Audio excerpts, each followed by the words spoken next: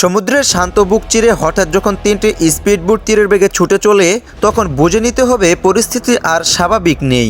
ইরানের দুর্ধর্ষ মেরিন কমান্ডোদের চোখে তখন কেবল একটি লক্ষ্য, দূরে থাকা সেই দানবীয় জাহাজটি। কন্ট্রোল রুম থেকে নির্দেশ এসেছে যেভাবেই হোক জাহাজটাকে থামাতে হবে, সময় একেবারে হাতে নেই।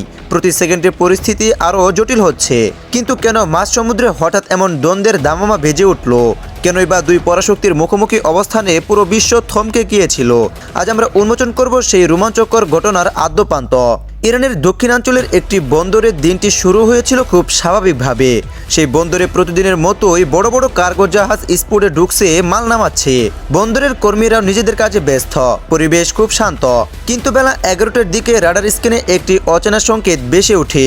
সমুদ্রের তীর থেকে প্রায় 8 কিলোমিটার দূরে একটি ছোট নৌযানকে দেখা যায়, যেটি দীর্ঘক্ষণ ধরে একই জায়গায় স্থির ছিল। আধুনিক প্রযুক্তির যুগে যেখানে প্রতিটি মুভমেন্ট নজরদারি করা হয়, সেখানে এমন একটি নৌযান থাকাটা ছিল বেশ অস্বাভাবিক। ঠিক সেই মুহূর্তে আকাশের অনেকটা উঁচুতে দুটি ড্রোন দেখা যায়, যা সাধারণত খেলনা ড্রোনের মতো মনে হলেও আসলে ছিল অত্যন্ত উন্নত মানের নজরদারি যন্ত্র। পরিস্থিতি পর্যবেক্ষণ করতে দ্রুত আকাশে পাঠানো হয় বিশেষ ড্রোন। সেখানে পৌঁছে তারা দেখতে পায় কোনো সাধারণ ড্রোন নয়, বরং উন্নত প্রযুক্তির F-16 বিমানগুলো সেই এলাকায় অবস্থান করছে। এটা জানার পর ইরানের বুশেহর এয়ারবেস থেকে সাথে সাথে দুটি মাল্টিরোল ফাইটার জেট উড়াল দেয়। এগুলো ছিল ইরানের বিখ্যাত F-14 টমকেট। একসময় এই যুদ্ধ বিমান ছিল আমেরিকার সবচেয়ে শক্তিশালী ফাইটার জেটগুলোর একটি। বহু বছর আগে ইরান এই জেটগুলো কিনেছিল এবং এখন এগুলো আপডেট করে ব্যবহার করছে। এই বিমানগুলোর সবচেয়ে বড় শক্তি হলো এর অবিশ্বাস্য গতি। এটি ঘন্টায় প্রায় 2400 কিলোমিটার বেগে উঠতে পারে, যা শব্দের গতির চেয়েও অনেক বেশি।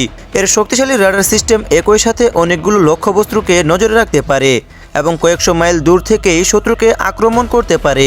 এই মিশনের সময় F-14 টমকেটগুলো যখন আকাশে পৌঁছায়, তখন তাদের রণকৌশল দেখে প্রতিপক্ষ বিমানগুলো বুঝে যায় যে সামনে আর এগোনো নিরাপদ হবে না।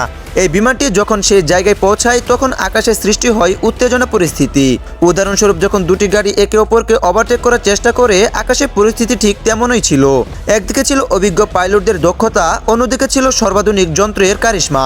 কেউ কাউকে আক্রমণ করছে না, কিন্তু একে অপরের সীমানা আর ধৈর্যের পরীক্ষা নিচ্ছে।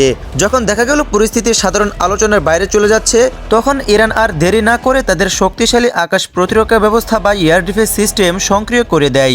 এটি মূলত কয়েক স্তরের একটি নিরাপত্তা বলয়, যা কয়েকশো কিলোমিটার দূর থেকেই শত্রু বিমানকে শনাক্ত করতে পারে। এই সিস্টেমটি সক্রিয় হওয়ার সাথে সাথেই তা সক্রিয়ভাবে শত্রু বিমানের গতিপথ এবং উচ্চতা হিসেব করে সেটিকে টার্গেট লক করে ফেলে। আধুনিক প্রযুক্তির এই রাডার যখন একেবারে কোনো লক্ষ্যবস্তুকে লক করে, তখন সেখান থেকে পালানো প্রায় অসম্ভব হয়ে পড়ে। এরপর সেখান থেকে ছুটে যায় উচ্চ গতির সারফেস টু এয়ার মিসাইল।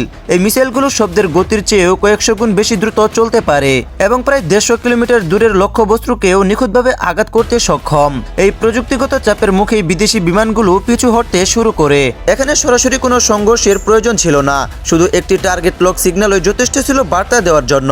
আধুনিক রাডার যখন কোনো বস্তুকে চিহ্নিত করে ফেলে, তখন সংকেত পেয়ে বিদেশি বিমানগুলো আন্তর্জাতিক জলসীমার দিকে ফিরে যেতে শুরু করে। ঠিক সে সময় সেই রহস্যময় বড় জাহাজটিও বুঝতে পারে যে তাদের অবস্থান আর গোপন নেই, তাই তারা দ্রুত এলাকা ত্যাগ করে। পুরো ঘটনাটি শান্ত হওয়ার পর ইরানের সরকার এবং সামরিক কমান্ডোদের পক্ষ থেকে একটি কড়া বার্তা এবং স্পষ্ট বার্তা দেওয়া হয়। তারা এই ঘটনাকে তাদের সার্বভৌমত্বের উপর বড় হুমকি হিসেবে উল্লেখ করেন। ইরানি কর্মকর্তারা হুঁশিয়ারি দিয়ে বলেন যে তাদের আকাশ বা জলসীমায় অনুমতি ছাড়া কোনো প্রকার অনুপ্রবেশ মেনে নেওয়া হবে না। তারা স্পষ্টভাবে জানিয়ে দেন, ভবিষ্যতে যদি কোনো যুদ্ধজাহাজ বা যুদ্ধবিমান একইভাবে তাদের সীমানার খুব কাছে চলে আসে, তবে কোনো প্রকার সতর্কবার্তা ছাড়াই সরাসরি কঠোর ব্যবস্থা নেওয়া হবে। এই ঘোষণার পর আন্তর্জাতিক মহলে ব্যাপক উত্তেজনা ছড়িয়ে পড়ে এবং সবাই ইরানের সামরিক শক্তির নতুন এই রূপ দেখে অবাক হয়ে যায়। এই পুরো ঘটনাটি ছিল আসলে শক্তির প্রদর্শন নয়, বরং বুদ্ধিমত্তা ও প্রযুক্তির এক চরম পরীক্ষা। কোনো হতাহত বা বড় কোনো ক্ষতি ছাড়াই পরিস্থিতি শান্ত হয়। তবে এই ঘটনাটি আন্তর্জাতিক গণমাধ্যমে একটি বড় প্রশ্ন রেখে গিয়েছে, সেই জাহাজটি আসলে কার ছিল এবং তারা সেখানে কি খুঁজছিল। আমাদের আজকের এই বিশ্লেষণটি ভালো লাগলে বন্ধুদের সাথে শেয়ার করুন।